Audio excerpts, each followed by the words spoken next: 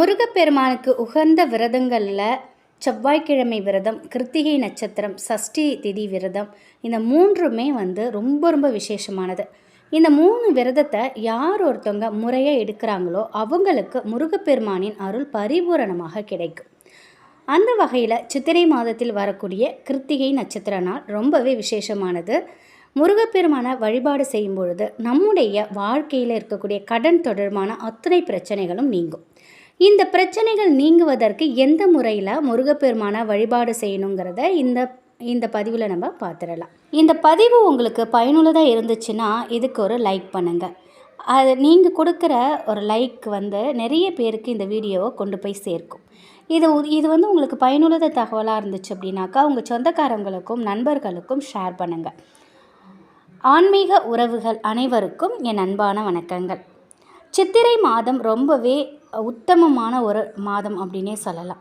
இந்த உத்தமமான மாதத்தில் வரக்கூடிய கிருத்திகை நட்சத்திரம் ரொம்ப ரொம்ப சிறப்பு வாய்ந்தது. அதுவும் இந்த கிருத்திகை நட்சத்திரத்தை பார்த்தீங்கன்னா செவ்வாய்க்கிழமையோடு சேர்ந்து வருவது ரொம்ப ரொம்ப விசேஷமான ஒன்று. காலையில் செவ்வாய்க்கிழமை காலையிலே குளிச்சிடுங்க. 6 மணிக்கு முன்னாடியே குளிச்சிடுங்க. இல்லைன்னா 6 to 7 செவ்வாய் ஓரையில் நீங்கள் குளிக்க போகிறீங்க அப்படின்னாக்கா கொஞ்சோண்டு கல்லுப்பு, கொஞ்சம் மிளகு அதை கலந்து நீங்கள் குளிங்க. இப்படி குளிக்கிறதுனால நம்மை பிடித்த வறுமை கண்டிப்பாக நீங்கும். அது செவ்வாய்க்கிழமையில் இந்த குளியலை நீங்கள் செவ்வாய்க்கிழமை தோறும் செஞ்சுக்கிட்டு வாங்க.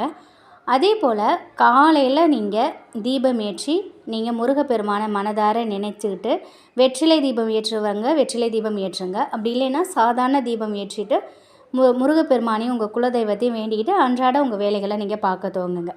கிருத்திகை நட்சத்திரம் அப்படின்னாக்கா மாலை நேரத்தில் தான் நம்ம வழிபாடு செய்வோம். இந்த வழிபாடோடு சேர்ந்து அன்னைக்கு நம்ம பண வரவில் இருக்கக்கூடிய பிரச்சனைகள் தீர்வதற்கு ஒரு எளிமையான பரிகாரத்தையும் இந்த பதிவில் நம்ம பார்த்துடலாம்.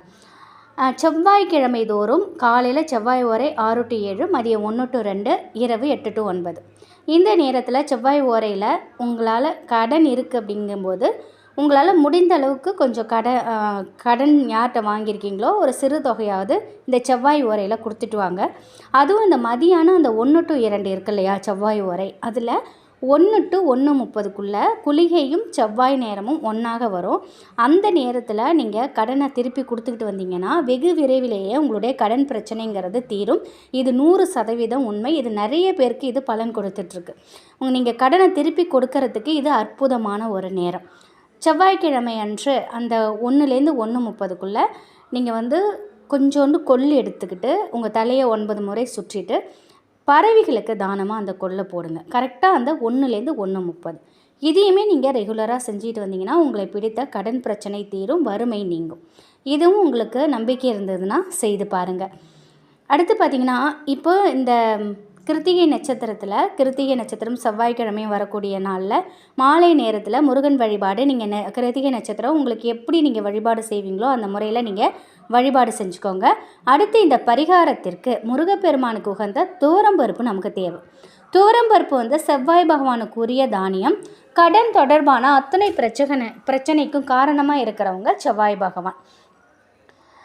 செவ்வாய் பகவானோட அதிதேவதை முருகப்பெருமானுக்குரிய கிருத்திகை நட்சத்திர நாள் அன்னைக்கு துவரம்பருப்பை வச்சு நம்ம இந்த பரிகாரத்தை செய்யும் பொழுது கடன் பிரச்சனை தீரும் அப்படின்னு சொல்லப்படுது. இது நிறைய பேர் கண்ட ஒரு உண்மை அப்படின்னே சொல்லலாம்.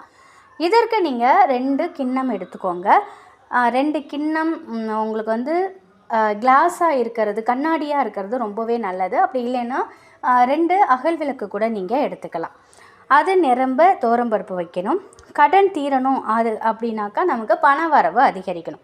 பண வரவிற்குரிய தெய்வம் மகாலட்சுமி தாயார் வீற்றிருக்கக்கூடிய பொருட்களில் கிராம்பும் ஏலக்காயும் ரொம்பவே முக்கியமானது.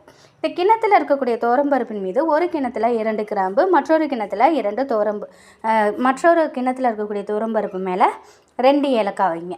முதல்ல விநாயகர் பெருமானை மனதார வணங்கிக்கோங்க. உங்கள் குலதெய்வத்தையும் மனதார வணங்கிக்கோங்க. அடுத்து முருகப்பெருமான்கிட்ட என்னுடைய கடன் பிரச்சனையெல்லாம் தீரணும் அப்படிங்கிற வேண்டுதலை முன் வச்சுடுங்க. கடைசியாக மகாலட்சுமி தாயார்கிட்ட பண வரவு அதிகரிக்கணும் அப்படிங்கிற வேண்டுதலை வச்சு வழிபாடு செய்யுங்க. கடைசியாக நீங்கள் தீபதூபம் காட்டி உங்கள் வழிபாடு நிறைவு பண்ணிக்கோங்க. நெய்வேத்தியமாக உங்கள்கிட்ட என்ன நீங்கள் எளிமையாக என்ன இருக்கோ அதை நீங்கள் நெய்வேத்தியம் வச்சுருங்க.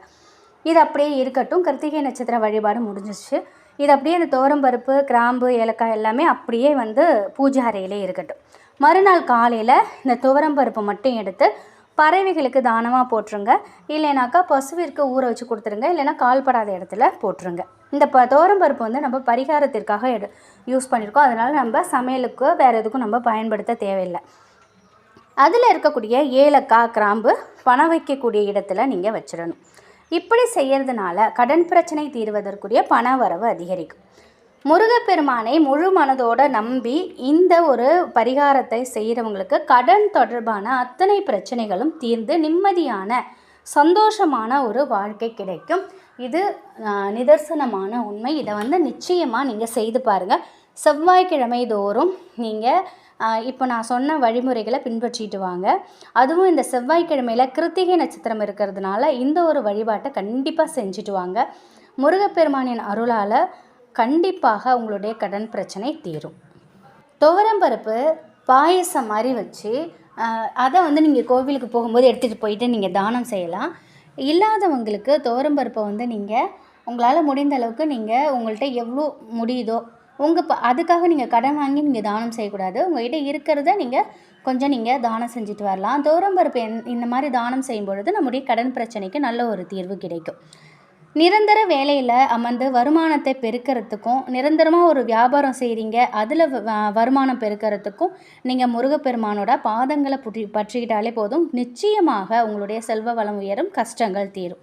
பணம் சார்ந்த பிரச்சனைகளுக்கு தீர்வு கிடைக்கணும் அப்படின்னா செவ்வாய்க்கிழமையோடு வரக்கூடிய அந்த கிருத்திகை நாளில் நீங்கள் இந்த ஒரு தீபத்தையுமே நீங்கள் ஏற்றலாம். முருகனுக்கு உகந்த பொருள் திருநீர். நல்ல ஒரு திருநீராக வாங்கிக்கோங்க. அன்றைய நாளில் நீங்கள் இந்த ஒரு வழிபாடும் உங்களால் முடிஞ்சால் உங்களுக்கு உங்களுக்கு வந்து இதில் திருப்தி இருந்தால் நீங்கள் இதையுமே நீங்கள் செஞ்சு பாருங்கள். பூஜை அறையில் முருகப்பெருமான் படத்திற்கு பூக்கள்லாம் வச்சுட்டு ஒரு தாம்பாளத்தில் விபூதி பரப்பி அதன் மேலே ஒரு மண்ணாங்கல் விளக்கு வச்சு நெய் ஊற்றி தீபம் ஏற்றுங்க. நெய் ஊற்றி தீபம் ஏற்ற முடியாதவங்க நல்லெண்ணெய் ஊற்றி தீபம் ஏற்றலாம், தவறில்லை. முருகப்பெருமானின் முன்னாடி உட்காந்துக்கிட்டு இந்த தீபத்தை பார்த்து உங்களுடைய கோரிக்கையை முருகப்பெருமான்கிட்ட சொல்லுங்கள். ஓம் சண்முகாய நமக இந்த மந்திரத்தை 108 முறை சொல்லுங்கள். மனமுருகி பிரார்த்தனை பண்ணிக்கோங்க. கடைசியாக நீங்கள் தீபதூபலம் காட்டி உங்கள் வழிபாட்டை நிறைவு பண்ணிக்கலாம். முருகப்பெருமானுக்கு ஒரு 2 வாழைப்பழ நைவேத்தியமாக வச்சாலே போதுமானது. இவ்வளோதான் வழிபாடு. இந்த வழிபாடை இந்த ஒரு தீபம் வந்து உங்கள் வழிபாட்டை முடிஞ்சது இந்த தீபம் உங்களுடைய வீட்டில் ஒரு 1 மணி நேரம் எரிஞ்சால் கூட போதும். இந்த நேரத்தில் செவ்வாய்க்கிழமை செவ்வாய் ஓரையில் இந்த வழிபாடு செய்வது அதி அற்புத பலனை கொடுக்கும். இரவு 8 to 9 சரியான நேரம். அந்த நேரத்தில் கூட இந்த தீபத்தை நீங்கள் ஏற்றலாம். இந்த ஏதாவது 1 மணி நேரம், அதாவது காலையில் உங்களால் முடிஞ்சால் 6 to 7, இல்லைனா மதியம் 1 to 2, இரவு 8 to 9 எந்த நேரத்தில் வேணாலும் நீங்கள் இந்த தீபத்தை வந்து ஏற்றலாம். அதிசக்தி வாய்ந்த பலன் கொடுக்கும். இன்னும் சொல்ல போனாக்கா இதில் வந்து எந்த நேரத்தில், இந்த 3 நேரத்தில் எந்த நேரம் இன்னும் பலன் அதிகமாக கொடுக்கும் அப்படின்னு கேட்டிங்க அப்படின்னா ஒரு நேரம் இருக்குது. காலையில் 6 to 7 உங்களால் முடியும், எங்களால் 6 to 7 ஏற்ற முடியும் அப்படின்னாலும் நீங்கள் இந்த தீபத்தை உங்கள் வீட்டில் 6 to 7 ஏற்றுங்க. ரொம்ப ரொம்ப சிறப்பான பலனை கொடுக்கும். இந்த தீபம் எரிஞ்சு முடித்ததுக்கப்புறம் ஒரு நாள் அப்படியே அந்த விபூதி பூஜாரியில் இருக்கட்டும். அடுத்த நாள் வந்து இந்த விபூதியை எடுத்து ஒரு டப்பாவில் போட்டு வச்சுக்கோங்க.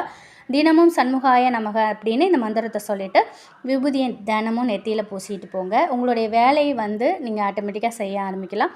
நீங்கள் துவங்கும் வேலை, செய்யும் வேலை அனைத்துமே லாபமாக இருக்கும். கஷ்டப்பட்டு உழைக்கிறோம், கடினமாக உழைக்கிறோம், நேர்மையாக இருக்கும். அதோடு சேர்ந்து இது போன்ற வழிபாடுகள், பரிகாரங்கள் செய்யும் பொழுது நமக்கு இன்னும் மேன்மேலும் நல்ல ஒரு பலனை கொடுக்கும். வீண் விரயங்கள் தடுக்கப்படும். நிச்சயம் இந்த ஒரு தகவல் உங்களுக்கு பயனுள்ளதாக இருக்கும்னு நினைக்கிறேன். நீங்கள் இந்த வழிபாட்டில் உங்களுக்கு எந்த வழிபாடு வந்து பண்ண முடியுதோ எல்லாத்தையும் பண்ணணும் அப்படின்னு இல்லை. எங்களுக்கு வசதி இருக்குது, நான் எல்லாமே பண்ணுறோன்னாலும் ஓகே நீங்கள் பண்ணுங்கள். எங்களால் சில இதுதாம்மா பண்ண முடியும் அப்படின்னு நினைக்கிறவங்க ஏதாவது ஒன்றாவது கண்டிப்பாக பண்ணுங்கள். அதுவும் செவ்வாய்க்கிழமை தோறும் இதை செஞ்சுட்டு வாங்க. அதுவும் ரொம்ப ரொம்ப சக்தி வாய்ந்த நாள் செவ்வாய்க்கிழமை, கிருத்திகை நட்சத்திரம் அன்றைக்கி 3ஆம் பிறையும் வருது. மாலை நேரத்தில் 6:20 7 மணிக்குள்ளார 3ஆம் பிறை பாருங்கள். 3ஆம் பிறை பார்த்துட்டு கையேந்தி ஓம் சந்திரமௌலீஸ்வராய நமக, சந்திர பகவானே எங்களுக்கு நல்ல வழியை காட்டுங்க அப்படின்னு மனதார வேண்டிக்கோங்க. முருகப்பெருமானையும் அன்றைய நாளை வணங்கிக்கோங்க. ரொம்ப ரொம்ப ரொம்ப ரொம்ப விசேஷமான நாள். இது போன்ற நாட்கள் வந்து அமைவதுங்கிறது அரிதான ஒரு விஷயம். இது போன்ற அரிதான நாட்களில் நம்ம சரியாக அந்த நேரத்தெல்லாம் நம்ம பயன்படுத்திக்கிட்டோம், இந்த வழிபாடெலாம் செஞ்சோம்னா நிச்சயமாக நமக்கு நல்ல மிக பிரம்மாண்ட ஒரு வெற்றி கிடைக்கும். நிச்சயம் இந்த ஒரு தகவல் உங்களுக்கு பயனுள்ளதாக இருக்கும் அப்படின்னு நம்புகிறேன். முருகப்பெருமானின் அருளிலும் மகாலட்சுமி தாயாரின் அருளிலும் நிச்சயமாக உங்களுடைய வாழ்க்கையில் செல்வ செழிப்பு, ஆரோக்கியம், மனமகிழ்ச்சி அனைத்துமே நிலைத்திருக்கட்டும். நன்றி.